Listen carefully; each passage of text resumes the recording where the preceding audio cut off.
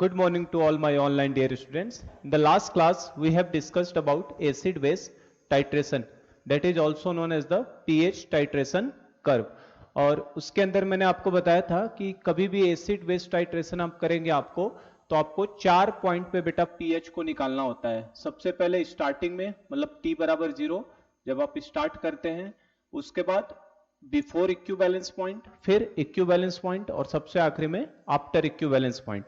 तो जस्ट उसको हम लोग अगर 2 मिनट में थोड़ा सा रिवाइज कर ले कि हमने देखा था कल हम लोगों ने जो शुरू किया था एसिड बेस टाइट्रेशन, और एसिड बेस टाइट्रेशन को हमने और क्या बोला था बेटा, इसे पीएच टाइट्रेशन कर्व भी बोला था हमने।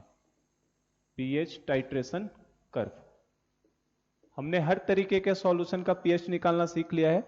उसी पीएच को अब निकाल के बस उसको कर्व के फॉर्म में, है ना, हमें ग्राफ के फॉर्म में उसी को पीएच को देखना है कि ग्राफ किस तरीके से होता है। तो थोड़ा सा बस ध्यान करो, अगर तो हम लोगों ने देखा था 4 पॉइंट पे पीएच निकालना है। सबसे पहले बेटा आपको पीएच निकालना रहता है कब, स्टार्टिंग में। थर्ड नंबर पे आपको पीएच निकालना होता है इक्विवेलेंस पॉइंट पे, ठीक है। सेकंड नंबर पे पीएच जो होता है उसे हम लोग निकालते हैं किस पे, ऊपर, बिफोर इक्विवेलेंस पॉइंट। और लास्ट में पीएच हम लोग जो निकालते हैं वो होता है आफ्टर इक्विवेलेंस पॉइंट। तो इन 4 पॉइंट्स पे आपको पीएच को निकालना है, और इनके लिए रूल भी फिक्स है कि स्टार्टिंग में हमेशा कौन सी चीज रहेगी। स्टार्टिंग में जो पीएच निकलेगा वो किसकी वजह से निकलेगा, जो भी बीकर के अंदर जो भी चीज रखी रहेगी, बीकर में जो आप लोगे स्टार्टिंग में केवल उसका रहेगा, क्योंकि आपने ब्यूरेट से कुछ ऐड नहीं किया है।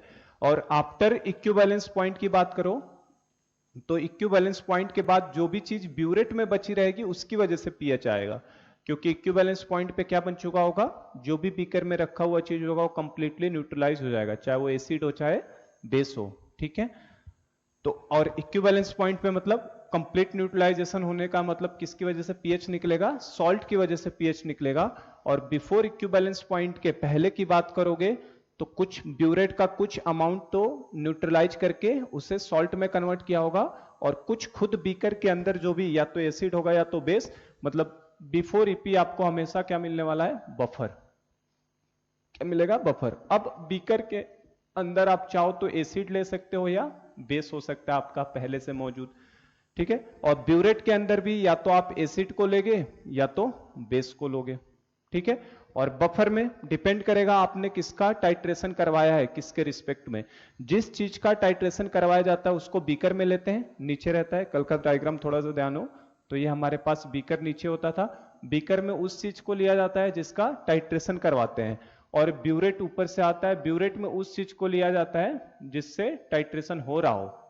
ब्यूरेट में उस चीज को भरोगे जिससे टाइट्रेशन करवाया जाएगा, और बीकर के अंदर उस चीज को भरते हैं जिसका टाइट्रेशन होता है। अब इसमें एसिड भी हो सकता है, बेस भी हो सकता है। तो अगर इसके अंदर आप एसिड लोगे तो ब्यूरेट में आपको क्या लेना पड़ेगा, बेस। और अगर आपने इसके अंदर बेस लिया होगा तो ब्यूरेट के अंदर आपको क्या लेना पड़ेगा, एसिड, ठीक है। सॉल्ट तो बनेगा ही बनेगा, एसिड बेस रिएक्ट करेंगे, इक्विवेलेंस पॉइंट पे क्या बनेगा, सॉल्ट बनेगा आपको। और इक्विवेलेंस पॉइंट से पहले अगर नीचे आपने एसिड लिया है, ऊपर आपने बेस लिया है, तो एसिड और बेस मिलकर सॉल्ट भी बनाएंगे, और वो एसिड भी अगर मौजूद है, वीक एसिड, तो ये क्या बनाएगा, एसिडिक बफर बनाएगा। और सपोज करो नीचे अगर बेस होता और ऊपर से आप एसिड को ऐड करते तो नीचे बेस भी बचा रहता और थोड़ा सा सॉल्ट भी बनता, तो क्या बनता, बेसिक बफर। तो बिफोर इक्विवेलेंस पॉइंट पे हमेशा बफर बनेगा, चाहे वो तो एसिडिक बफर हो सकता है या फिर या तो ये एसिडिक बफर होगा या तो बेसिक बफर होगा, ठीक है। और सॉल्ट भी हमारा एसिडिक सॉल्ट हो सकता है या बेसिक सॉल्ट हो सकता है। तो सॉल्ट में भी हम लोग यही लिखेंगे, या तो हमारा एसिडिक सॉल्ट बनेगा या तो बेसिक सॉल्ट बनेगा।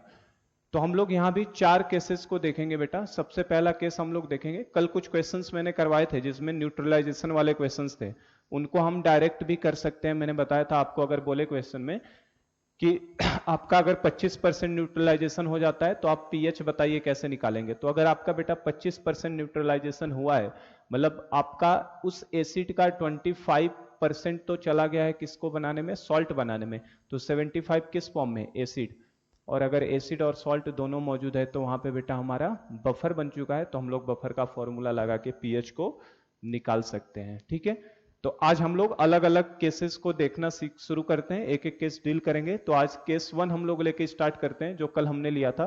कल क्या लिया था? बीकर के अंदर हमने 0.1 मोलर एसिटिक एसिड लिया था, और ब्यूरेट के अंदर हम लोगों ने 0.1 मोलर NaOH लिया था। तो आज यही टाइट्रेशन में केस 1 हमारा यही रहेगा कि टाइट्रेशन किसका करवाया जाएगा? वीक एसिड का, किसके साथ? स्ट्रॉन्ग बेस के साथ। तो हम लोग केस फर्स्ट से स्टार्ट करते हैं, एक एक टाइट्रेशन को देखते चलेंगे। ये 4 आइडिया आपको रहे दिमाग में कि क्या क्या हमें कब लेना होता है। चलो, तो एक क्वेश्चन से हम लोग स्टार्ट करते हैं इसे। पहला केस हम लोग ले लेते हैं, केस 1 रहेगा हमारे पास। केस फर्स्ट, इसको भी हटाता हूं मैं। देखो, केस फर्स्ट है हमारे पास एसिड बेस टाइट्रेशन का। सबसे पहला केस हम लोग स्टार्ट कर रहे हैं, केस फर्स्ट लेते हैं हम लोग, titration of weak acid, titration of weak acid with strong base. मतलब वीक एसिड का टाइट्रेशन कराया जा रहा है किसके साथ? स्ट्रॉन्ग बेस के साथ। तो जिसका टाइट्रेशन कराया जाएगा वो कहां जाएगा? बीकर के अंदर, और जिससे करवाया जाएगा वो कहां रखेंगे हम? ब्यूरेट के अंदर। तो titration of weak acid with strong base. तो हमें बेसिकली इसका ग्राफ देखना है, तो एक क्वेश्चन के फॉर्म में ही लेते हैं हम लोग। एक क्वेश्चन से समझेंगे इस चीज को। क्वेश्चन दे रहा है हमें 50 ml of 0.1 molar acetic acid, 50 ml of 0.1 molar acetic acid solution, और इसका हमें Ka की वैल्यू दे रहा है 10⁻⁵। 0.1 molar acetic acid solution is titrated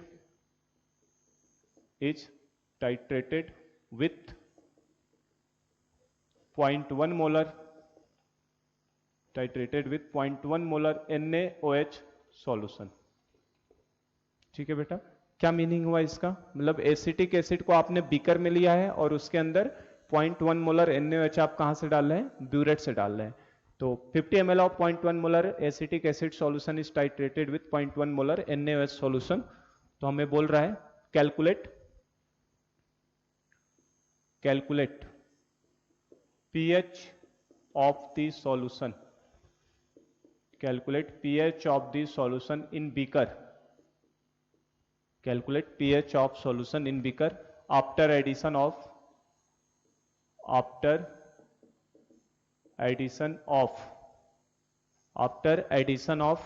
0 ml, 10 ml, 25 ml, 40 ml, 50 ml, 60 ml and 70 ml of NaOH solution. तो ये आपका क्वेश्चन है। ठीक है, क्वेश्चन क्या है बेटा? क्वेश्चन को समझ जाओ पहले। प्रॉब्लम क्या दे रहा है हमें? प्रॉब्लम हमें ये दे रहा है कि 50 ml of 0.1 molar acetic acid solution को हमने लिया है। ठीक है, इस titrated with 0.1 molar NaOH। 0.1 molar NaOH के साथ क्या करवाया जा रहा है? इसको टाइट्रेट किया जा रहा है। तो हमें बोल रहा है पीएच ऑफ सॉल्यूशन निकालिए बीकर के अंदर after addition of 0 ml, 10 ml, 25 ml, 40 ml, 50 ml, 60 और 70 ml NaOH का ऐड किया जाएगा। तो उस सॉल्यूशन का पीएच क्या होगा? तो काफी सब्जेक्टिव क्वेश्चन है ये। इसके अंदर बेसिकली ग्राफ बनाना है, इसीलिए मैं इसे लेंदी प्रॉब्लम के तरीके से ले रहा हूं कि आप इसे ग्राफ के फॉर्म में समझेंगे। तो देखो, हमें तो 4 पॉइंट पे पीएच को निकालना है। अब इनसे वॉल्यूम जो दिया है, इनसे हमें आइडेंटिफाई करना है किस पॉइंट पे क्या होगा। तो कभी भी आपको टाइट्रेशन का क्वेश्चन आए तो आप सबसे पहले बेटा इक्विवेलेंस पॉइंट निकाला करो। सबसे पहले क्या निकाल लिया करो? इक्विवेलेंस पॉइंट कब आएगा, कितने ml पे इक्विवेलेंस पॉइंट आने वाला है। टाइट्रेट जो ऊपर अपना टाइट्रेंट रखा है, उस टाइट्रेंट के कितने ml पे हमारा इक्विवेलेंस पॉइंट आएगा। कल मैंने बताया था आपको इक्विवेलेंस पॉइंट का मतलब क्या होता है। हम क्या निकालेंगे पहले बेटा? Equivalence point. तो इक्विवेलेंस पॉइंट पता करने का तरीका क्या होगा? इक्विवेलेंस पॉइंट पे क्या होता है हमें पता है, एट इक्विवेलेंस पॉइंट लिख देते हैं। एट इक्विवेलेंस पॉइंट क्या होता है बेटा? Equivalence of acid will be equal to equivalence of base. पढ़ा है हमने ये तो, कि एसिड का जो होता है इक्विवेलेंस वो किसके बराबर हो जाए? बेस के। और इक्विवेलेंस का फॉर्मूला कल बताया था मैंने आपको। इक्विवेलेंस कैसे निकालते हैं हम लोग? नॉर्मेलिटी इनटू वॉल्यूम से। और नॉर्मेलिटी खुद क्या होता है? नॉर्मेलिटी को हम लोग मोलरिटी इंटू एन फैक्टर लिख देते हैं। ठीक है, मोलरिटी इंटू एन फैक्टर। ये नॉर्मेलिटी की जगह पे लिख सकते हैं। तो इक्विवेलेंस ऑफ एसिड की बात करो, एसिड का इक्विवेलेंस कितना होगा बेटा, तो एसिड का हमें देखो एसिड कौन सा है, एसिटिक एसिड, तो इसकी मोलरिटी कितनी है 0.1, ये हो गया इसकी मोलरिटी, इनटू एसिटिक एसिड का एन फैक्टर कितना होगा 1, कितना एच दे सकता है, एक ही एच देगा ना, तो एन फैक्टर कितना आपका 1, तो ये हो गया 0.1 इंटू 1, ये हो गया हमारा मोलरिटी इंटू एन फैक्टर, तो ये हो गया नॉर्मेलिटी, और नॉर्मेलिटी इंटू वॉल्यूम, वॉल्यूम कितना दिया है इसका 50 ml, ठीक है, is equal to equivalence of base, तो बेस का जरा देखो, बेस के अंदर आपका कौन सा बेस दिया हमने, NaOH दिया है, बेस कौन सा NaOH, तो बेस की मोलरिटी कितनी है बेटा 0.1 इंटू NaOH का एन फैक्टर कितना होगा 1, क्योंकि ये 1 OH दे सकता है, तो एन फैक्टर 1, ठीक है, इंटू इसका क्या निकालना हमें वॉल्यूम, यही वॉल्यूम हमें पता करना है कि ब्यूरेट से कितना वॉल्यूम NaOH का आएगा, ताकि इक्विवेलेंस पॉइंट हमें मिल जाए। तो आप यहां से देखो, इसे जैसे हम लोग सॉल्व करते हैं तो आपका वॉल्यूम ऑफ NaOH कितना आ रहा है, वॉल्यूम ऑफ NaOH कितना आ जाएगा, ये तो कैंसिल आउट हो जाएंगे, तो वॉल्यूम ऑफ NaOH भी कितना आ जाएगा 50 ml, कितना आ जाएगा 50 ml।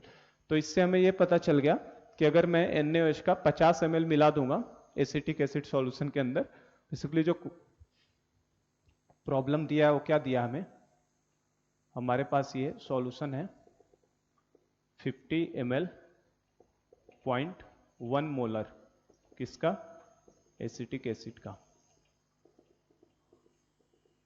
50 ml 0.1 मोलर क्या है एसिटिक एसिड, और इसके अंदर आप ब्यूरेट से, है ना, ये आपका ब्यूरेट है, इस पे स्केल बनी रहती है आपकी, इस ब्यूरेट से आप क्या कर रहे हैं, इसमें ड्रॉप वाइज, है ना, ड्रॉप वाइज क्या ऐड कर रहे हैं NaOH, इसके ब्यूरेट के अंदर क्या भरा है आपका 0.1 मोलर NaOH भरा है, ठीक है।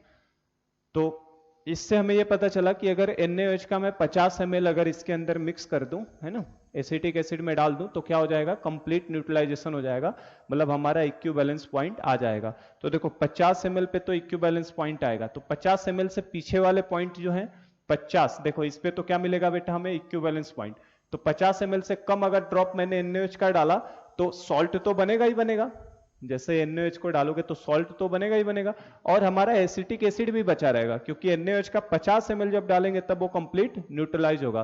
तो 50 ml से पहले 40 ml, 25 ml और 10 ml, इन तीनों केसेज में आपका क्या रहने वाला है बेटा, इन तीनों केस में आपके पास बफर बनेगा, क्यों, क्योंकि आपका एसिटिक एसिड का कुछ अमाउंट बचा भी रहेगा और आपका सॉल्ट भी बन चुका है, ठीक है। 0 ml पे क्या होगा, 0 ml का मतलब क्या है बेटा, 0 ml का मतलब है कि हमने NaOH को ऐड ही नहीं किया, ऐड ही नहीं किया, तो जो भी pH रहेगा वो किसकी वजह से रहेगा, जो चीज बीकर में रखी रहेगी, है ना, तो जो 0 ml पे मिलेगा pH वो किसकी वजह से मिलेगा हमें, एसिड की वजह से, जो चीज बीकर में रखी है, ठीक है। और 50 ml पे क्या हो जाएगा आपका, सॉल्ट हाइड्रोलिसिस से मिलेगा, मतलब यहाँ पे सॉल्ट बन जाएगा। तो इक्विवेलेंस पॉइंट निकालने का यही फायदा है, देखो सब हमें पता चल जाता है क्या होने वाला है। और 60 और 70 ml पे बात करो बेटा, तो इन दोनों पे क्या होगा, अब सॉल्ट बन चुका है, मतलब कंप्लीट न्यूट्रलाइजेशन हो चुका है, तो after equivalence point, after equivalence point आपको केवल और केवल क्या मिल, किसकी वजह से pH आएगा, जो भी आपका ऊपर लिया जाएगा ब्यूरेट के अंदर, तो इसके ऊपर pH जो आएगा वो किसकी वजह से आएगा, बेस की वजह से। तो आपने पहले एक बार आइडेंटिफाई कर लिया ना, यही फायदा इक्विवेलेंस पॉइंट निकालने का, कि आपको सब आइडिया लग जाता है कि किस पे pH, किस पे क्या, किस तरीके से हमें निकालना है, ठीक है। चलो तो अब इसे हम लोग सॉल्व करते हैं। हम लोग लेते हैं पहले एट 0 ml, 0 ml की बात करते हैं, एट 0 ml। तो बेटा जब 0 ml की बात करोगे तो 0 ml पे क्या होगा, और थोड़ा पीछे से लेता हूं मैं, है ना, क्योंकि हमें थोड़ा सा बड़ा प्रॉब्लम, जगह ज्यादा चाहिए। 0 ml की बात करो तो 0 ml पे क्या होने वाला है बेटा, 0 ml डालने का मतलब क्या हुआ, 0 ml का मतलब है कि आपने NaOH को ऐड ही नहीं किया, तो जो भी pH आएगा वो किसकी वजह से आएगा, इसी एसिटिक एसिड सॉल्यूशन की वजह से आएगा।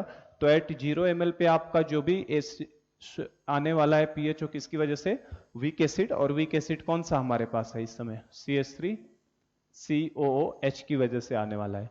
और बेटा वीक एसिड का कॉन्सेप्ट, ये CH3COH आने वाला है, और CH3COH का हमें इंफॉर्मेशन तो पता है, इसका K कितना दिया है हमें 10⁻⁵, और इसका कंसंट्रेशन कितना दिया है बेटा 0.1 मोलर। तो किसी वीक एसिड की वजह से pH कैसे निकालते हैं, याद है, वीक एसिड की वजह से pH कैसे निकालते हैं, K/C का रेशियो चेक करते हैं, वो अगर 25 इंटू 10⁻⁻⁴ से छोटा है कि बड़ा, उस पर डिपेंड करेगा। अगर छोटा आता है तो अल्फा को नेग्लेक्ट करते हैं, तो आपका सीधा क्या हो जाता है, अंडर रूट में k इंटू सी फॉर्मूला लगा दिया जाता है ना। तो यहाँ पे आप देखो k अपॉन सी, देखो k क्या है 10⁻⁵ और c कितना है 0.1, तो 10⁻⁵ को 0.1 से डिवाइड करोगे तो 10⁻⁴ जो कि 25 इंटू 10⁻⁴ से छोटा है। तो इसका मतलब है कि डायरेक्ट हम लोग h प्लस का फॉर्मूला क्या लगा देंगे, अंडर रूट में k इंटू सी। ठीक है, ये हमने पढ़ा है पहले पढ़ाया है मैंने, ये है ना, k बाई सी का रेशियो चेक करो, अगर वो 1 से छोटा 25 इंटू 10⁻⁴ से छोटा है तो h प्लस डायरेक्ट आप ये यूज कर सकते हैं। तो यहाँ से आप देखो कितना आ जाएगा आपका, अंडर रूट में k की जगह पे कितना बेटा 10⁻⁵ इंटू सी की जगह पे 0.1, तो ये अंडर रूट में 10⁻�6 मतलब कितना आ जाएगा 10⁻3। अगर 10⁻3 आ गया तो इसका मतलब pH कितना हो गया बेटा, pH हमारा 3 हो जाएगा, जो 10 के नेगेटिव पावर होता है वही pH होता है। तो स्टार्टिंग में pH कितना आ गया 3 आ गया, तो हमने 0 ml पे निकाल लिया। अब 10, 25 और 40 इन तीनों पे तो हमें पता है बफर होने वाला है। अच्छा, आप 10 ml तो छोड़ो, आप जैसे 1 ड्रॉप ऑफ NaOH भी ऐड करोगे, केवल 1 ml भी अगर ऐड करोगे NaOH का, तो वो तुरंत बेस है और ये एसिड है, दोनों आपस में क्या कर जाएंगे, रिएक्शन कर जाएंगे। तो 10, 25, 40 इन तीनों पे रिएक्शन होने ही वाली है, ठीक है। और 50 ml पे भी रिएक्शन होगा क्योंकि सॉल्ट बन जाएगा। इस सॉल्ट के न्यूट्रलाइजेशन होने के बाद इन पे रिएक्शन नहीं होगी। तो 10, 25, 40 और 50 इन तीनों को हम एक साथ निकाल लेते हैं, है ना। तो सबसे पहले इनको निकालने के लिए हमें रिएक्शन लिखनी पड़ेगी। रिएक्शन क्या है बेटा, CH3 COOH, इसको जैसे ही NaOH मिलेगा, ये NaOH तुरंत रिएक्ट करके क्या बनाएगा, CH3 COONA प्लस H2O। ठीक है, तो अब यहां से देखो बेटा, हम लोग सारे केस यही डील करते हैं। 10 ml का भी मैं यही लेता हूं, ठीक है। 25 ml पे भी रिएक्शन होने वाली यही लूंगा, 40 ml पे भी रिएक्शन होगा तो उसे भी यही कवर करूंगा, और 50 ml पे भी रिएक्शन होने वाला है तो यही कवर करूंगा, क्योंकि इक्विवेलेंस पॉइंट और उसके पहले तक रिएक्शन होगा। लेकिन एक बार आप इक्विवेलेंस पॉइंट पे पहुंच गए तो उसके बाद रिएक्शन होने वाला नहीं है, ठीक है। तो देखो 10 ml पे कैसे करोगे, 10 ml पे तो CH3COH का वॉल्यूम कितना है 50 ml और मोलरिटी कितना है 0.1, तो इसके मिलीमोल्स कितने हो जाएंगे 50 इंटू 0.1, तो ये कितना आ जाएगा बेटा 5 मिलीमोल्स। कितने आ गए 5 मिलीमोल्स। और NaOH का कितना हो जाएगा बेटा आपका, तो NaOH की मोलरिटी हमें पता है कितना है 0.1 मोलर, और कितना वॉल्यूम आपने डाला है 10 ml, तो 10 ml और 0.1 मतलब इसके मिलीमोल्स कितने हो गए 10 ml into 0.1 is equal to कितना 1। तो वही देखो इसके 5 मिलीमोल्स, इसके 1 मिलीमोल्स, कौन लिमिटिंग रिएजेंट होगा बेटा NaOH, तो NaOH लिमिटिंग रिएजेंट तो ये खत्म हो जाएगा, तो इसके कितने बच जाएंगे 5 माइनस 1 इज इक्वल टू कितना बचेगा 4। आई होप कि ये विजिबल है आपको, साइज है ना, वैसे मैं बोल बोल के भी बता रहा हूँ तो आपको दिखना चाहिए ना। एक कितना है आपका 1 हो गया इसका, और उसके कितने हो रहे हैं 5 मोल्स, तो limiting reagent NaOH। Limiting reagent NaOH हमेशा बनेगा, क्यों, क्योंकि आप खुद सोचो ना कि ये 50 ml है, ये लिमिट और न्यूट्रलाइजेशन पॉइंट 50 ml NaOH पे आने वाला है, तो अगर 50 ml से कम मैं NaOH को डालूंगा तो लिमिटिंग रिएजेंट हमेशा कौन सा रहेगा NaOH ही होगा ना, यही हमेशा खत्म होगा। इक्विवेलेंस पॉइंट के पहले हमेशा वो खत्म हो जाया करेगा, तो कुछ सॉल्ट में बन जाएगा, मतलब कुछ परसेंटेज एसिड का सॉल्ट बन जाएगा और उसका एसिड भी बचा रहेगा, मतलब वो बफर ही बनने वाला है। तो इन सब केसेज में आपका बफर बनेगा। तो देखो इसका 4 हो गया, ये तो लिमिटिंग रिएजेंट है, खत्म हो गया, तो आपका CH3CONA का कितना बन जाएगा बेटा 1 ही बनेगा। 1 से 1 बनता है तो 1 मोल से 1 मोल बनेगा, तो ये क्या बफर का ही केस हो गया। तो बफर हो गया तो हम लोग फॉर्मूला कौन सा लगाएंगे, pH is equal to pK plus log concentration of salt upon concentration of acid. इस फॉर्मूले से जाना पड़ेगा हमें, है ना। इन तीनों पे बफर बनने वाला है, बता दिया है मैंने, तो फॉर्मूला लगा दो बस। तो pH is equal to pK की जगह पे कितना आ जाएगा 5, क्योंकि K 10⁻⁵ है तो pK कितना हो जाएगा 5 प्लस लॉग सॉल्ट की जगह पे कितना डालोगे, सॉल्ट का कंसेंट्रेशन 1 अपॉन, एक्चुअल में ये मोल्स है, कंसेंट्रेशन कितना होगा बेटा 1 upon total volume. Total volume कितना 50 ml इसका है और 10 ml इसका है, तो 50 10 कितना 60, 1/60 लिखेंगे। कंसेंट्रेशन तो कितना लिखोगे 1/60, उसको फर्क नहीं पड़ता है कोई, छोड़ो लिख नहीं रहा हूं मैं, 1/60 लिखोगे उसे, और इसका कंसेंट्रेशन कितना लिखोगे बेटा, नीचे एसिड का लेना है, एसिड का कितना लिखोगे 4/60, तो 60 तो कट ही जाना है ना, एक बार लिखने के लिए लिख देता हूं मैं 1/60 और इसका कितना लिखेंगे 4/60, तो आपका वॉल्यूम से तो कोई फर्क ही नहीं पड़ता ना। पहले मैंने ही बताया कि रेशियो है तो उसमें वॉल्यूम से हमें कोई मतलब ही नहीं है, मोल्स अपॉन वॉल्यूम, वॉल्यूम दोनों के लिए सेम होगा तो वॉल्यूम तो हमारा कैंसिल आउट हो ही जाएगा, ठीक है। तो आप डायरेक्ट मोल्स से लेके डील कर लिया करो। तो ये कितना हो जाएगा बेटा आपका 5 माइनस लॉग 4, 5 प्लस लॉग 1/4 को लॉग 4 लिख सकते हैं, और लॉग 4 आपका कितना होता है, लॉग 2 होता है 0.30, तो लॉग 4 होता है 0.6, तो ये हो जाएगा आपका 4.40, ठीक है ना। log 4 कितना होता है 0.60 ना, तो ये आपका 4.40 आ जाएगा pH, ठीक है। तो pH हमारा आ गया, pH हमारा कितना आ गया बेटा, pH आया हमारा 4.40, ठीक है। पहले pH 3 था, बाद में 4.40 हो चुका है। फिर देखो अगले में 25 ml पे क्या होगा, 25 ml पे देखो इसका वॉल्यूम तो जो रहेगा 50 इंटू 0.1 इज इक्वल टू 5। आप सोच रहे होंगे कि सर CH3COH का कुछ वॉल्यूम चेंज हो जाएगा, तो ये जो हम लोग ड्रॉप वाइज ऐड कर रहे हैं ना, ऐसे हमारे पास कितने एक्सपेरिमेंट दिए मैंने, 1 2 3 4 5 6 7, तो ऐसे हमारे पास 7 बीकर बने हैं किसके, CH3COH के 50 ml के। 50 ml के मैंने CH3COH के कितने लिए हैं, 7 बीकर है मेरे पास। पहले बीकर में मैंने 0 ml डाला था, मतलब ऐड ही नहीं किया था। दूसरे बीकर में मैंने 10 ml ऐड किया है।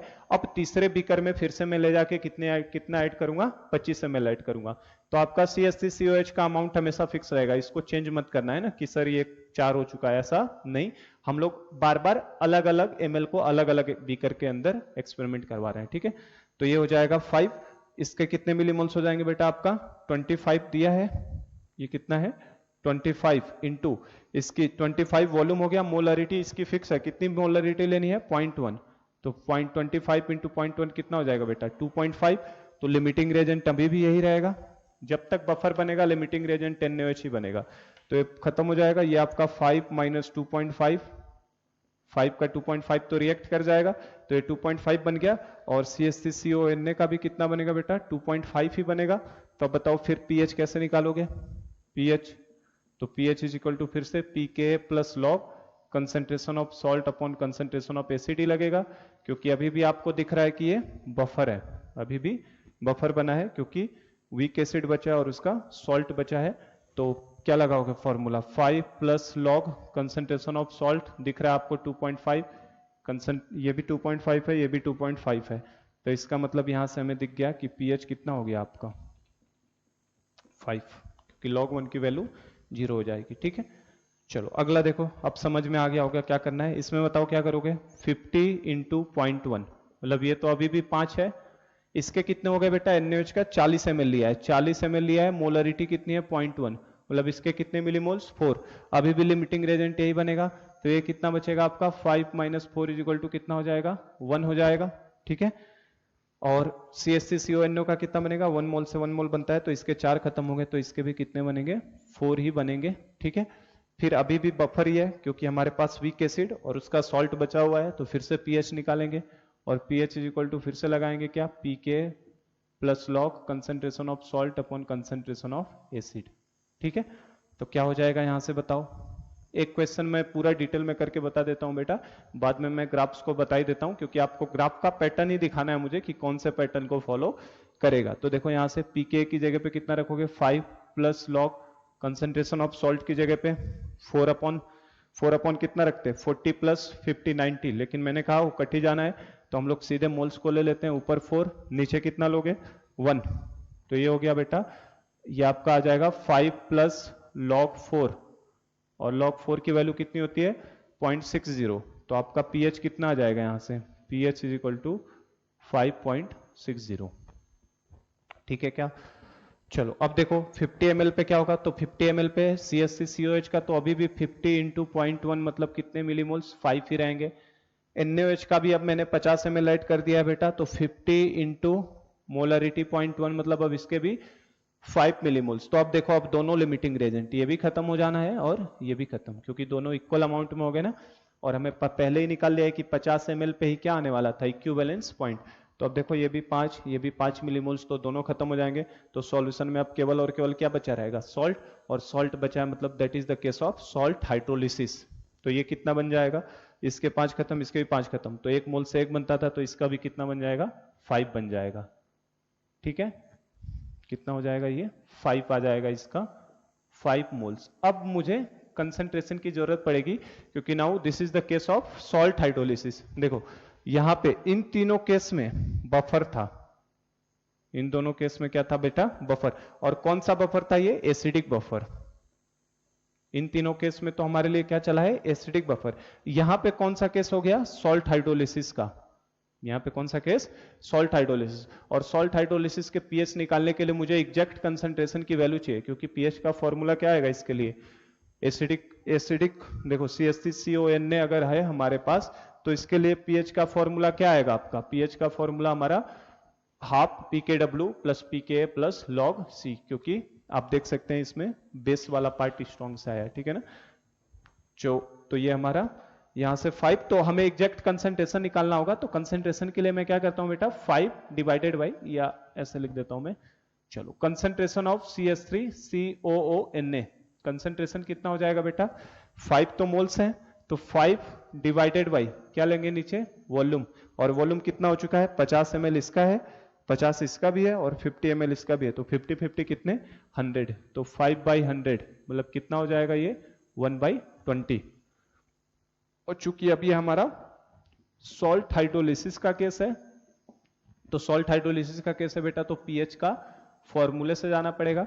एसिडिक पार्ट वीक है ना, CH3COH से आया है, एसिडिक पार्ट वीक है, तो फॉर्मूला क्या था, इसीलिए सारे फॉर्मूले हमको ध्यान रखने पड़ेंगे, pKw plus pK plus log C, ठीक है ना।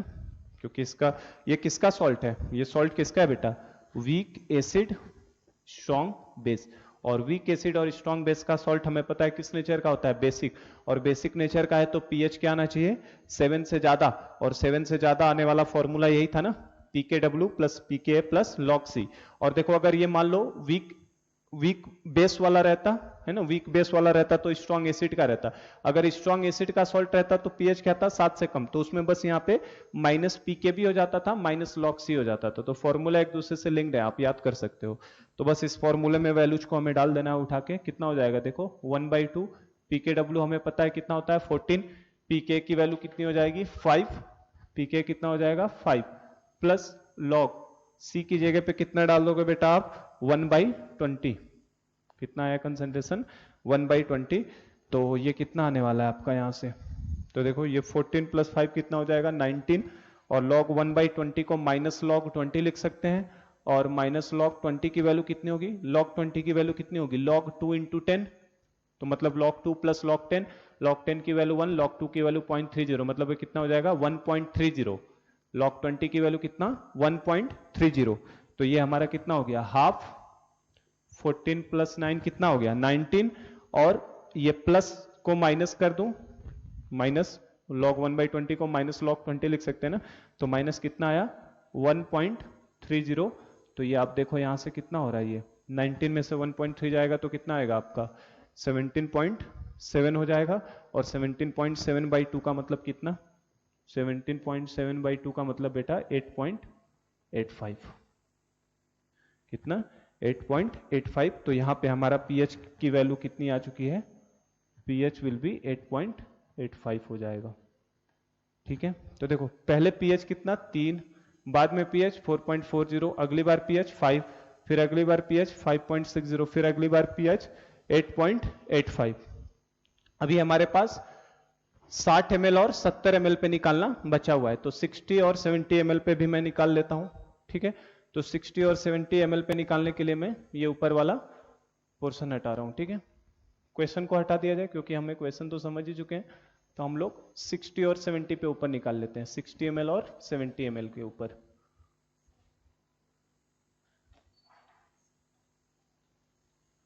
तो देखो 60 और 70 ml पे कैसे निकालेंगे, तो 60 ml की बात करो अगर बेटा, एट 60 ml, 60 ml, तो क्या अब ये रिएक्शन रहेगी क्या 60 ml पे, 60 ml पे रिएक्शन होने वाली नहीं है, क्योंकि इक्विवेलेंस पॉइंट किस पे आ चुका है 50 ml पे आ चुका है। तो 50 ml के बाद जो 60 ml पे आओगे, तो 60 ml पे मिलीमोल्स ऑफ इसके कितने रहेंगे बेटा, कितने मिलीमोल्स रहेंगे इसके, तो अभी भी 50 इंटू 0.1 मतलब कितने 5, और NaOH के अब कितने हो जाएंगे 60 इंटू 0.1 मतलब कितने 6। तो अब देखो लिमिटिंग रेजेंट कौन बन जाता है हमारे पास, CH3COH। तो मैंने बता ही दिया आपको, इक्विवेलेंस पॉइंट के बाद जो ब्यूरेट में रखा रहता है इसी से हमें पीएच डिटरमाइन करना होता है। तो पीएच डिटरमाइन करने का काम कौन करेगा? NaOH करेगा। और NaOH का कितना बचेगा? 5 और 6 है, तो ये कितना बचेगा बेटा? इसका 1 बचेगा ना। 500 न्यूट्रल 60 ml में 5 मिलीमोल्स तो न्यूट्रलाइज करने चले गए, तो बचा कितना? 1 मिलीमोल्स। और साथ में सॉल्ट भी बचा है। मैं ये नहीं कह रहा हूं कि ये सॉल्ट नहीं बना है, सॉल्ट बन चुका है आपका, लेकिन मैंने बताया ये सॉल्ट मौजूद हो और NaOH मौजूद हो तो ये भी बेसिक नेचर का सॉल्ट है। ये सॉल्ट कैसा है? Basic nature. और ये भी क्या है? बेस है। तो स्ट्रॉन्ग बेस और ये वाला सॉल्ट वाला बेस है, तो कौन सा बेस डोमिनेट करता है? स्ट्रॉन्ग बेस डोमिनेट कर जाएगा। तो इसीलिए अब जो पीएच आएगा वो किससे आएगा? NaOH से। और वो रूल मैंने बता दिया, इक्विवेलेंस पॉइंट के बाद हमेशा पीएच आप किससे लोगे? जो ब्यूरेट में आपका रखा रहेगा। ठीक है, तो एक हो गया। तो इसका हमें कैसे करना पड़ेगा बेटा? हमें कंसंट्रेशन ऑफ क्या लेना पड़ेगा? NaOH।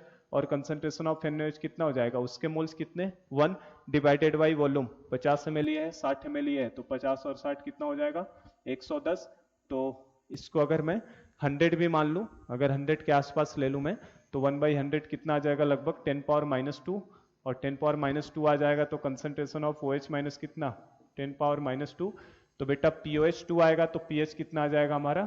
तो अप्रोक्सीमेट में 11.9 ले लेता हूं मैं, क्योंकि 12 तो एग्जैक्ट नहीं आएगा, क्योंकि ये वैल्यू मैंने अप्रोक्सीमेट किया ना। 110 पे 10⁻² आता, तो OH 10⁻², तो POH कितना आता? 2। तो pH कितना आता? 12। तो 12 से थोड़ा सा कम ले लिया मैंने, 11.9 ले लिया उसे। और लास्ट हम लोग बात करें एट 70 ml कि 70 ml पे क्या होगा। तो एसिटिक एसिड के तो अभी भी 5 मिलीमोल्स रहेंगे, और इसके कितने हो जाएंगे बेटा? 70 इंटू 0.1, मतलब अब इसके कितने मिलीमोल्स हो गए? 7। तो अभी भी लिमिटिंग रिएजेंट, अब एसिटिक एसिड बन जाएगा, तो इसके कितने बच जाएंगे? 7 में से 5 चला गया, तो 7 - 5 कितना हो जाएगा बेटा? 2। कितना बच जाएंगे इसके? 2 मिलीमोल्स बच जाएंगे। तो 2 मिलीमोल्स बचे, तो कंसंट्रेशन ऑफ NaOH क्या हो जाएगा? 2 divided by total volume. Total volume कितना? Moles upon total volume. 50 ml इसका, 70 ml इसका, तो टोटल वॉल्यूम कितना? 50 + 70, मतलब कितना हो जाएगा? 2/120। 2/120 को हम लोग कितना लिख सकते हैं बेटा? 1/60 लिख सकते हैं। तो इसका मतलब कंसंट्रेशन ऑफ OH माइनस कितना आ जाएगा हमारा? 1/60। कंसंट्रेशन ऑफ OH माइनस कितना आ जाएगा? 1/60 आ जाएगा। तो यहां से हम लोग POH अगर पूछेगा तो POH कितना हो जाएगा आपका? log 60 हो जाएगा, है ना, क्योंकि 60 के power minus concentration of OH minus अगर 1/60 है, तो POH क्या होता है? Negative logarithmic of OH minus. तो negative log of OH minus लगाओगे, तो उस माइनस को इधर भेजोगे, तो log 60 हो जाएगा। और log 60 की वैल्यू कितनी होती है? log 60 की वैल्यू कितनी होती है? log 6 × 10, मतलब log 6 + log 10। log 10 की वैल्यू 1, और log 6 की वैल्यू कितनी होती है?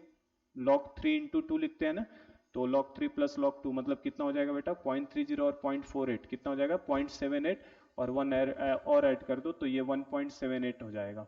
log 60 की वैल्यू कितनी? 1.78। इसीलिए pH की वैल्यू कितनी हो जाएगी? pH की वैल्यू कितनी हो जाएगी?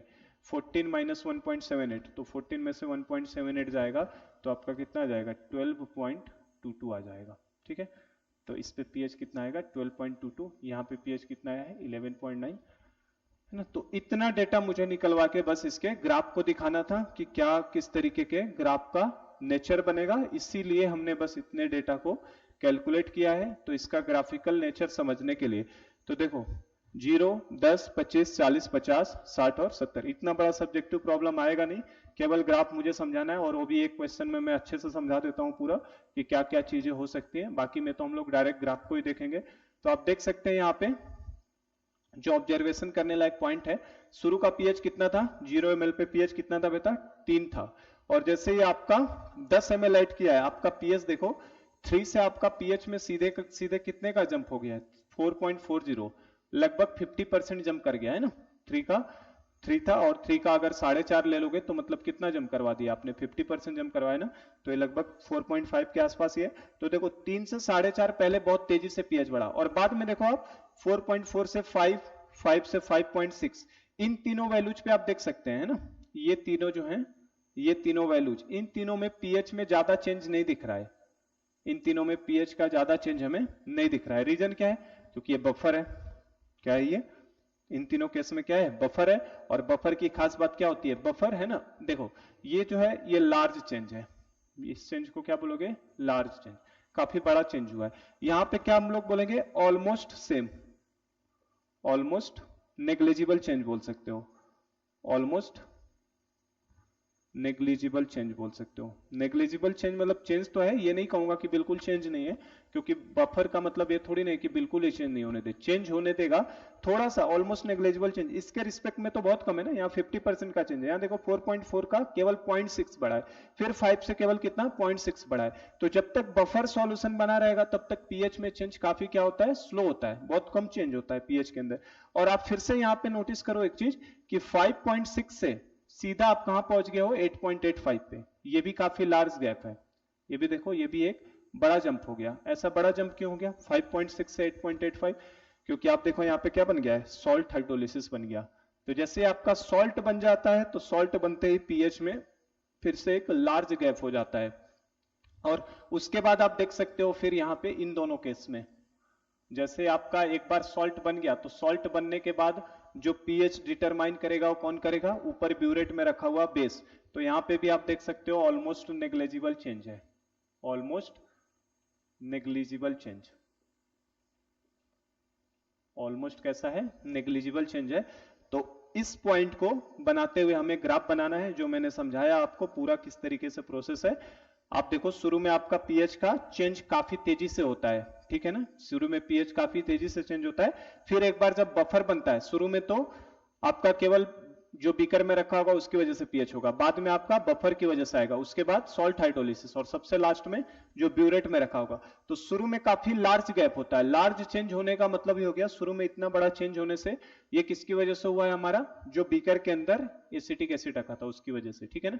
और बाद में बफर बनने के बाद देखो ऑलमोस्ट चेंज क्या हो चुका है, धीरे धीरे कांस्टेंट हो चुका है, कम कम चेंज है इन तीनों में, 4.4, 5, 5.6। और जैसे ही सॉल्ट बनता है फिर से एक बड़ा सा गैप होता है, और फिर उसके बाद एक बार सॉल्ट हाइड्रोलिसिस के बाद देखो ये गैप तो बड़ा है हमारा, लेकिन फिर से हमारे क्या हो चुके हैं, ऑलमोस्ट क्या हो चुका है, कांस्टेंट। इसी को ग्राफ के फॉर्म में रिप्रेजेंट कर दिया जाएगा, तो उसी को हम लोग क्या बोलते हैं, पीएच टाइट्रेशन कर्व। तो इसका अगर पीएच टाइट्रेशन कर्व कोई पूछ ले तो हमें पीएच टाइट्रेशन कर्व क्या समझ में आया, क्या दिखाई दे रहा है हमें, तो पीएच टाइट्रेशन कर्व इसका इस तरीके से बनेगा बेटा। फाइनली हमको सब मिला जुला के यही चीज ध्यान रखना है, इसका पीएच टाइट्रेशन कर्व। ऊपर वाली एक्सिस पे कौन सा लेंगे, वाई एक्सिस पे हम लोग पीएच को लेंगे, और नीचे हम लोगों ने क्या किया है, वॉल्यूम लेते हैं। किसका वॉल्यूम, जो ऐड किया जाता है, किसको ऐड कर रहे हैं हम लोग, NaOH को। तो नीचे लिया जाएगा volume of NaOH, volume of NaOH, मतलब बेसिकली वॉल्यूम किसका ले रहे हैं हम लोग, बेस का। कौन से बेस का, वीक स्ट्रॉन्ग बेस का। वॉल्यूम नीचे हम लोग किसका ले रहे हैं, स्ट्रॉन्ग बेस का। तो नीचे आपने बेस का वॉल्यूम लिया है, ऊपर वाले एक्सिस में पीएच लिया है। अब देखो जब हमने यहाँ पे NaOH का वॉल्यूम कितना रहेगा, 0, 0 वॉल्यूम के करस्पॉन्डिंग पीएच कितना था बेटा आपका, 3 था। मान लो ये 1, ये 2, तो ये कितना था, 3 था। 1 2 3, स्टार्टिंग में पीएच कितना था, 3 था। और जैसे जैसे आप ये वॉल्यूम एक्सिस बना सकते हैं, यहाँ पे आपका ये वॉल्यूम एक्सिस इस तरीके से चलता जाएगा। तो आप शुरू में देखो आपका पीएच 3 था, और बाद में सीधा कितना हुआ, 4.5, और उसके बाद ऑलमोस्ट पीएच क्या है, कांस्टेंट, फिर से एक बड़ा जंप, और फिर से ऑलमोस्ट कांस्टेंट हो जाता है।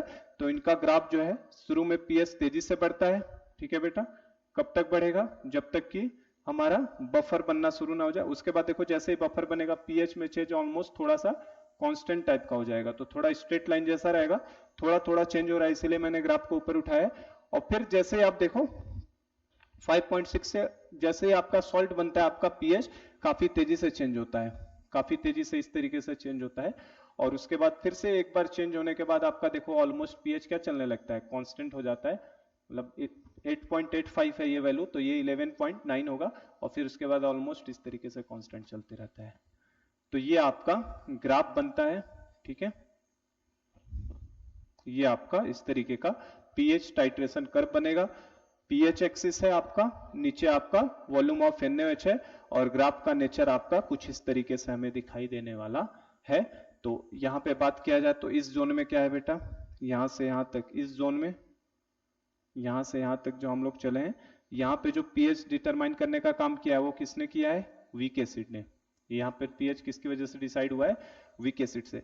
फिर जैसे ही आपने NaOH को ऐड किया है तुरंत आपका क्या हुआ है, बफर बना है, और बफर में ये वाला जो जोन है इसमें देखो ऑलमोस्ट पीएच क्या है, कांस्टेंट मानते हैं, तो ये हमारा कौन सा जोन हो गया, एसिडिक बफर जोन हो गया, एसिडिक बफर वाला जोन है ये, ठीक है। और फिर आप देखो अचानक से पीएच की वैल्यू आपकी क्या हो गई, बढ़ गई, सडन इंक्रीज होता है, शार्प चेंज होता है। तो ये जो है ये कौन सा पॉइंट के कॉरेस्पॉन्डिंग होगा, सॉल्ट हाइड्रोलिसिस। यहाँ पे क्या हुआ है, सॉल्ट हाइड्रोलिसिस, और इस सॉल्ट हाइड्रोलिसिस के करेस्पॉन्डिंग जो बेटा यहाँ पे वॉल्यूम मिलेगा, ये कौन से वॉल्यूम पे मिलेगा, इक्विवेलेंस पॉइंट के करेस्पॉन्डिंग। ये वॉल्यूम किसके करेस्पॉन्डिंग मिलेगा, इक्विवेलेंस पॉइंट। इक्विवेलेंस पॉइंट पे देखो शार्प चेंज आपको दिखाई देगा, और बाद में फिर से देखो आप ऑलमोस्ट पहले तो बढ़ा और फिर ऑलमोस्ट क्या हो जाएगा, कांस्टेंट। और इस वाले जोन में जो पीएच डिसाइड किया जा रहा है वो किसकी वजह से किया जा रहा है, स्ट्रॉन्ग बेस की वजह से, NaOH की वजह से। तो आई होप कि यही ग्राफ मुझे बस बताना था कि ये ग्राफ इस तरीके से बनता है, ये ग्राफ का क्या मीनिंग है, किस तरीके से बना है, उसे जरा सा हमें समझना था, ठीक है। क्लियर है क्या, किस तरीके से हो रहा है ये ग्राफ को, थोड़ा ये लाइन सीधा ले लो, ये आपका इक्विवेलेंस पॉइंट मिलता है, ठीक है। तो ये आपका यहां पे इक्विवेलेंस पॉइंट मिल जाएगा। तो बस ग्राफ का नेचर को समझो, किस तरीके से बेटा ग्राफ बनाया गया है, ये ग्राफ ही आपको दिमाग में रखना है। पीएच एक्सिस ये है, वॉल्यूम ऑफ NaOH ये है, तो ये पीएच टाइट्रेशन कर्व कहलाता है हमारे लिए। तो जब भी एसिड का टाइट्रेशन किया जाएगा, एसिड का, वीक एसिड का टाइट्रेशन किससे, स्ट्रॉन्ग बेस से। वीक एसिड का टाइट्रेशन करा रहे हैं किससे, स्ट्रॉन्ग बेस से। तो हमसे क्वेश्चन पूछे वीक एसिड अगर स्ट्रॉन्ग बेस से टाइट्रेट कराया जाएगा तो उसका ग्राफ कैसा बनेगा, तो उसका पीएच वर्सेस वॉल्यूम का ग्राफ इस तरीके से बनाना होगा हमें, ठीक है। तो ये ग्राफ ही हमारे लिए इंपॉर्टेंट है, इसको ध्यान रखिए। और अगर मान लो सॉल्ट हाइड्रोलिसिस का आप देख सकते हो पीएच कितना है, लगभग 8.85 है, कितना आया था 8.85, और न्यूट्रल सॉल्यूशन का पीएच कितना होता है बेटा 7। तो ये भी ध्यान रखना कि इसमें न्यूट्रल पॉइंट जो होता है वो नीचे होता है, एनपी का मतलब क्या है हमारे लिए, न्यूट्रल पॉइंट। तो जो न्यूट्रल पॉइंट होता है आपका वो हमारा, और ये हमारे लिए क्या कहलाएगा, इक्विवेलेंस पॉइंट। ईपी का मतलब क्या होगा बेटा, इक्विवेलेंस पॉइंट, ठीक है। तो इक्विवेलेंस पॉइंट ऊपर होता है और न्यूट्रल पॉइंट क्या होता है इसमें नीचे होता है। ये ग्राफ ही इंफॉर्मेशन है, न्यूमेरिकल तो आपको आए या ना आए कि क्या हो रहा है किस तरीके से लगाना तो पड़ेगा, आएगा पूछेगा, इतना बड़ा सब्जेक्ट नहीं पूछेगा, कोई कोई पूछ लेगा, लगाना तो ऐसे ही है। बस आपको एक ग्राफ देख के पहचानने आना चाहिए कि हाँ हमने जो ग्राफ बनाया वो किस तरीके का ग्राफ है और किसके लिए ग्राफ बना है। तो आप देखो पीएच वर्सेज वॉल्यूम का ग्राफ अगर इस तरीके का दिखाई दे तो that is graph for titration of weak acid with strong base, ठीक है। तो ग्राफ तो मैंने पूरा समझा दिया किस तरीके से बना है ना। एक तरीका ये भी था कि मैं डायरेक्ट आपको क्लास में आके ग्राफ भी बता सकता था, यही ग्राफ बनता है, लेकिन मेरा काम है समझाना कि न्यूमेरिकली एक प्रॉब्लम लेके और मैंने बताया किस तरीके से ग्राफ बनता है। अब देखो इस ग्राफ को हम लोग चाहें तो इसे हम लोग बोल सकते हैं ये ग्राफ किसके लिए बना है बेटा, CH3COO वर्सेज NaOH। ये ग्राफ किसका है, इस तरीके से ऑब्जेक्टिव में दे देगा CH3COH वर्सेज NaOH का ग्राफ कैसा बनेगा, तो CH3 वर्सेज NaOH का पीएच का ग्राफ इस तरीके से आपका बनता हुआ दिखाई देगा, ठीक है। समझे क्या बात को। देखो तो इसमें इस ग्राफ में एक चीज देखने को मिलती है, हमसे कभी कभी पूछ लेता है कि इस ग्राफ के लिए हमारा सुटेबल इंडिकेटर कौन सा होगा। इंडिकेटर है ना, इंडिकेटर का मतलब ये होता है, इंडिकेटर वो ऑक्सिलरी सब्सटेंस होते हैं जो रिएक्शन के कंप्लीशन की जानकारी देते हैं। शायद आपने इंडिकेटर रेडॉक्स में पढ़ा होगा थोड़ा सा, है ना। तो इंडिकेटर का मतलब होता है ऐसा सब्सटेंस जिसका 1 या 2 ड्रॉप ऐड किया जाता है, ऐसा ऑक्सिलरी सब्सटेंस जो आपके रिएक्शन के कंप्लीशन की जानकारी देता है। हम लोग इंडिकेटर पढ़ेंगे अगली क्लासेज में आते वक्त, क्योंकि इंडिकेटर भी हमें पढ़ना है, थियरी ऑफ इंडिकेटर। तो हमसे ये पूछ सकता है कि इस वाले के लिए CH3 वर्सेज NaOH के लिए बेस्ट सुटेबल इंडिकेटर कौन है। तो बेस्ट सुटेबल इंडिकेटर बेटा वो इंडिकेटर्स होते हैं जो शार्प चेंज को दिखाते हैं। हम लोग इंडिकेटर उस जोन में लेते हैं जो शार्प चेंज को दिखाते हैं। तो देखो पीएच में शार्प चेंज जो आपको दिखाई दे रहा है वो यहां पे दिखाई देता है, इस जोन में जो पीएच में शार्प चेंज आता है, यहां पे जो आपका है वो कैसा चेंज होता है बेटा, शार्प चेंज। और जो शार्प चेंज के अंदर दिखाई देता है यहां पे आपको सुटेबल इंडिकेटर की जरूरत पड़ती है। आपको पीएच के डेटा अगर देखो तो हमें अभी हटा दिया मैंने, 3 था, फिर 4.4 था, फिर 5 था, फिर 5.6 था, फिर 8.85 था, ठीक है। तो ये लगभग ये जो पीएच जोन एसिडिक बफर का घूम रहा होगा, ये कहां से जा रहा होगा, ये लगभग 4 से शुरू हुआ था और हमारा 5.6 तक जा रहा था, और इसके बाद अचानक से देखो सीधा उठ के कितना हो गया था 8.85। तो ये जो खड़ा वाला पोर्शन होता है ना, ये जो वर्टिकली खड़ा वाला पोर्शन, ये सॉल्ट हाइड्रोलिसिस के केस में दिखाई देता है, ऊपर की तरफ जाता हुआ पोर्शन, इसी पोर्शन में हमें इंडिकेटर लगता है, इसी पोर्शन में इंडिकेटर रिएक्शन के कंप्लीशन की जानकारी देता है। और ये खड़ा पोर्शन लगभग अब देखो 12 तक, 12 के बाद सॉल्ट हाइड्रोलिसिस आया था ना, तो ये लगभग यहाँ देखो ये 12 तक जा रहा था, और ये देखो ऐसा था, ये लगभग 4 से आपका 6 तक जा रहा था, ऑलमोस्ट 4 से 6 तक पीएच जा रहा था, और ये वाला सीधे 6 से देखो कितने तक जा रहा था, 12 तक पीएच जा रहा था सीधे। इस पे कितना था, इक्विवेलेंस पॉइंट पे हम लोगों ने जो वैल्यू निकाली थी, ये वैल्यू की जरूरत नहीं है, ये 8.85 के आसपास था। इक्विवेलेंस पॉइंट हमारा कितने पे आया था, 8.85, और फिर 12 के बाद देखो ऑलमोस्ट सेम हो रहा था, 11.9, 12.22, तो ये थोड़ा सा इंक्रीज दिखा रहा था स्ट्रॉन्ग बेस से। तो हमसे पूछता है ना कि कौन सा इंडिकेटर डाला जाए जो हमें बेस्ट सुटेबल होगा इसके लिए, इस टाइट्रेशन के लिए, वीक एसिड को स्ट्रॉन्ग बेस के साथ। तो आप देख सकते हैं इसका जो खड़ा वाला पोर्शन आता है, ये स्टीपर पोर्शन, ये किस जोन में आता है हमारा, 6 से 12 लगभग, इसी के आसपास पीएच में आएगा हमारा। तो शार्प चेंज, इसके अंदर जो हमें इंडिकेटर यूज करना है, इंडिकेटर, वो इंडिकेटर हमारे लिए HPH होता है। कौन सा इंडिकेटर यूज करते हैं, HPH। HPH का मतलब, और इसका जो पीएच रेंज है बेटा, पीएच रेंज वो 8 से लेके 10 तक होता है, और इस इंडिकेटर का नाम होता है फेनोप्थलीन इंडिकेटर, है ना, इसका नाम क्या है, फेनोप्थलीन। तो this indicator is फेनोप्थलीन।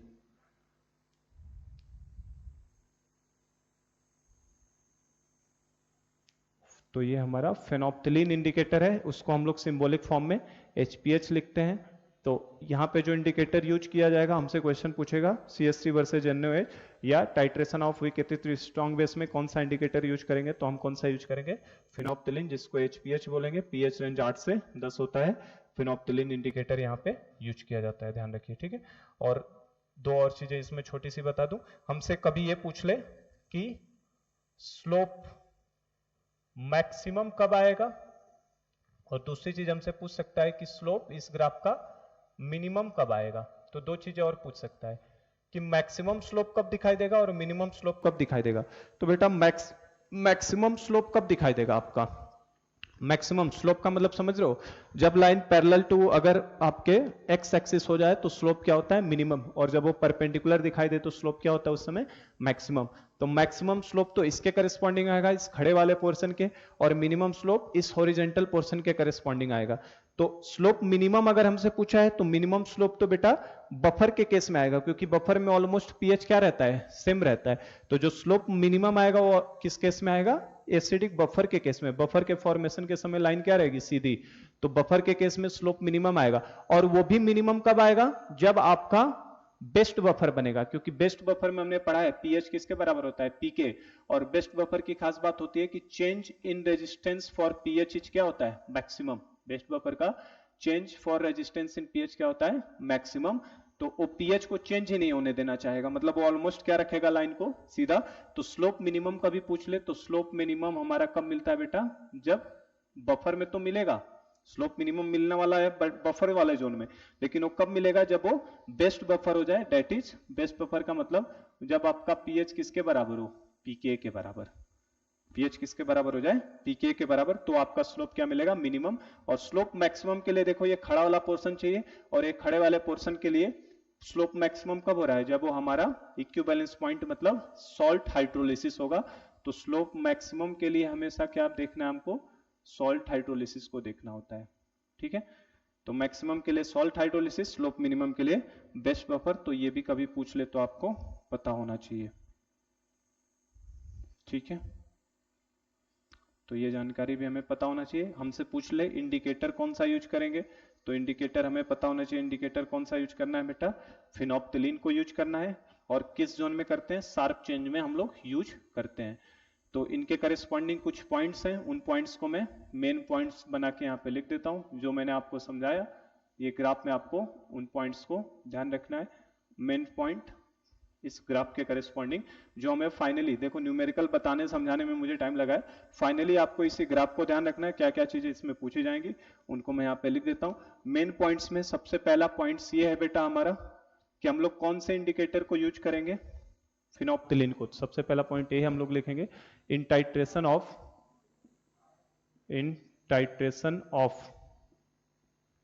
Week acid with strong base, with strong base. Weak acid का किसके साथ टाइट्रेशन हुआ है, स्ट्रॉन्ग बेस के साथ। In titration of weak acid with strong base HPH, HPH मतलब phenolphthalein is the best suitable indicator, is the best suitable indicator. Phenolphthalein is the best suitable indicator having pH range 8 to 12. Her indicator की एक pH range होती है। आपको 4 options दे देगा कि कौन सा इंडिकेटर आप यूज करेंगे इस वीक एसिड स्ट्रॉन्ग बेस के लिए। तो आपका आंसर कौन सा होगा, फिनोप्थिलीन, जिसका पीएच रेंज 8 से लेकर लगभग कितना होता है, 12 होता है। इवन आप कोई भी 6 से लेकर 12 तक का कोई भी इंडिकेटर इसके अंदर यूज कर सकते हैं, पर बेस्ट सुटेबल इंडिकेटर कौन सा होता है हमारे लिए, एचपीएच।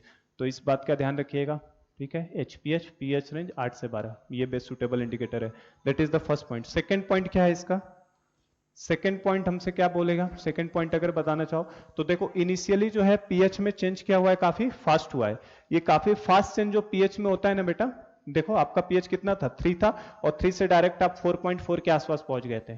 3 से कहां पहुंचे थे, 4.4 के आसपास। ये आपका लगभग 4.4 के आसपास था ना, आप डायरेक्ट 3 से 4.4 पहुंचे थे। तो इसका रीजन होता है free ions available from weak acid, तो वही लिख रहा हूं मैं। सेकेंड पॉइंट ये है हमारे पास, initially change in pH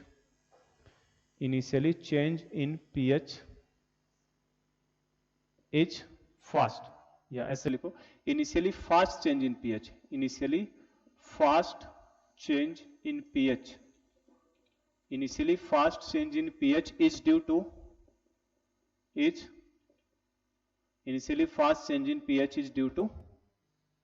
free ions available from weak acid. Initially fast change in pH is due to free ions available from weak acid. weak acid से जो free ions available है उसकी वजह से initially क्या होता है, फास्ट चेंज होता है। थर्ड पॉइंट की बात करो, तीसरा पॉइंट, बाद में देखो आपका पीएच में चेंज काफी क्या हुआ है, स्लो डाउन हो गया, काफी कम स्लो हो चुका है, और रीजन क्या है उसका, बफर फॉर्मेशन होना। तो थर्ड पॉइंट ये लिखेंगे, slow down change in pH is due to buffer formation. Slow down change in pH is due to buffer formation. Buffer formation में स्लो डाउन चेंज होने की वजह से slow down change in pH is due to buffer formation, ठीक है। तो ये हमारा थर्ड पॉइंट है। फोर्थ पॉइंट की बात करो, और ये जो स्लो डाउन है ना बेटा, ये स्लो डाउन पूछ सकता है कि मैक्सिमम कब होगा, मतलब मैक्सिमम स्लो डाउन कब होगा चेंज इन पीएच में। तो बेस्ट बफर बनता है तो स्लो डाउन क्या हो जाएगा, चेंज इन पीएच मैक्सिमम हो जाएगा। एंड इट इज मैक्सिमम, ये भी लिख लेते हैं, and it is maximum when pH is equal to किसके हो जाए, पीके के।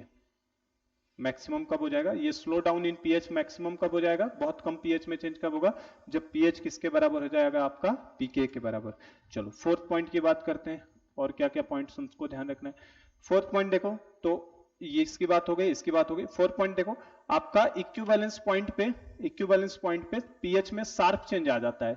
सीधे आप 5 पॉइंट कितने थे, ये लगभग आपका 6 ही था ना, कि 5 पॉइंट समथिंग था, 5 पॉइंट कुछ आया था आपका, 5.6 आया था शायद। तो 5.6 से सीधे आप किस पे पहुंच चुके थे, यहां से लार्ज गैप हुआ आपका कितना, 8.85।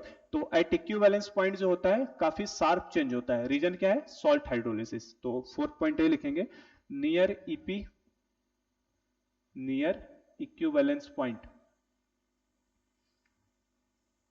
Equivalence point sharp change in pH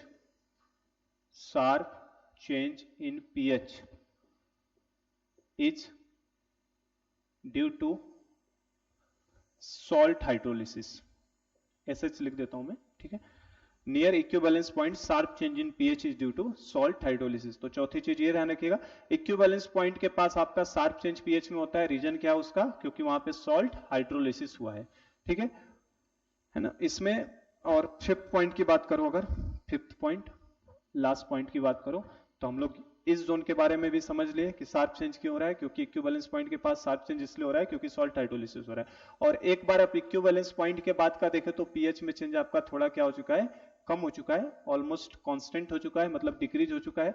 देख ही सकते हो 11.9 से 12.22। रीजन क्या है इसका, क्योंकि हमारा अब जो पीएच डिटरमाइन हो रहा है वो किसकी वजह से हो रहा है, आपका बेस की वजह से हो रहा है। तो हम लोग ये लिखेंगे after equivalence point change in pH again slow down after equivalence point change in pH again slow down, change in pH after equivalence point change in pH is again slow down, after equivalence point change in pH is again slow down. आपका बाद में देखो change क्या हो चुका है, थोड़ा सा स्लो डाउन हो चुका है। रीजन क्या है, क्योंकि अब केवल पीएच कौन डिसाइड कर रहा है, बेस डिसाइड कर रहा है। तो after equivalence point change in pH is again slow down because of pH will be due to strong base. तो ये 5 पॉइंट्स आपको इस ग्राफ को ध्यान रखना है, और उसके करस्पॉन्डिंग ये 5 जो इन्फॉर्मेशन वाले पॉइंट्स मैंने बताया इनको ध्यान रखना। पहला सुटेबल इंडिकेटर पूछे तो आपको बेटा कौन सा यूज करना है, सुटेबल इंडिकेटर कौन सा होगा, एचपीएच होगा, पहला पॉइंट ध्यान रखना है।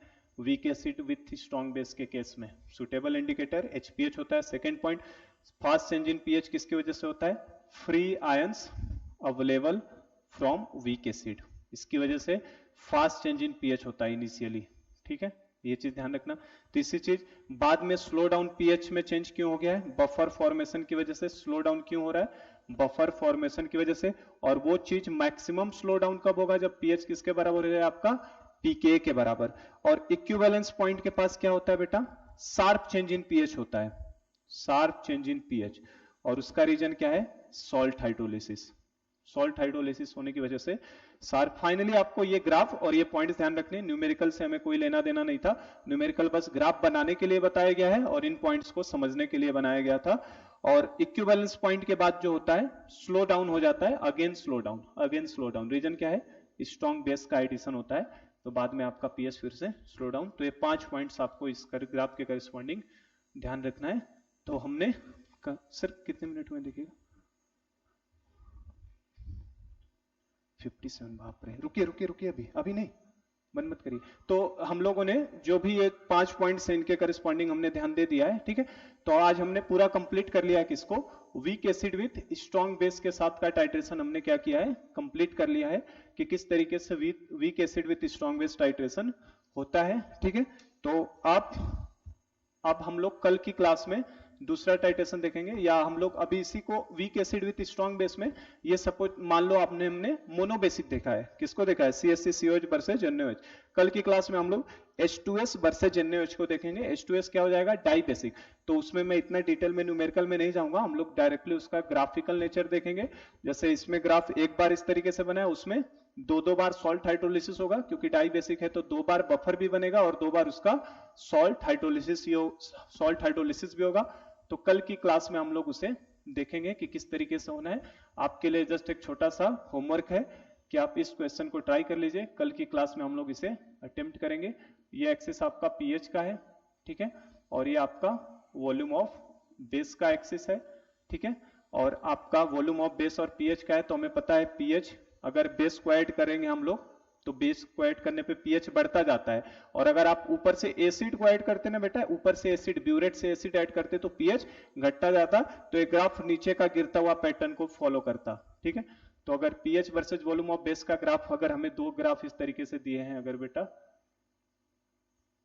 एक ग्राफ ये दिया है और दूसरा ग्राफ आपका इस तरीके से दिया है, इस तरीके से, ये आपका HA एसिड है, ये आपका HB एसिड है, दो अलग अलग एसिड का pH versus volume of base का ग्राफ है। हमसे पूछा है question, which is more stronger acid, which is more stronger acid, HA और HB।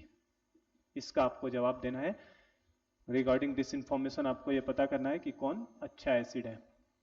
HB यहां से शुरू हो रहा है, HA आपका यहां से शुरू हो रहा है। Which is more stronger acid, HA और HB। ये होमवर्क है, इसको ट्राई कर लीजिएगा, सॉल्व करने की कोशिश करना। कल की क्लास में मैं इसे सॉल्व करवा दूंगा, है ना। 1 मिनट का सवाल है ये, तो कल ये भी करेंगे और कल हम लोग डाई बेसिक का भी ग्राफ देखेंगे और फर्दर जो भी हमारे टाइट्रेशन कर्व बचे हैं उनको भी हम लोग कंप्लीट करेंगे। ठीक है, तो आज का लेक्चर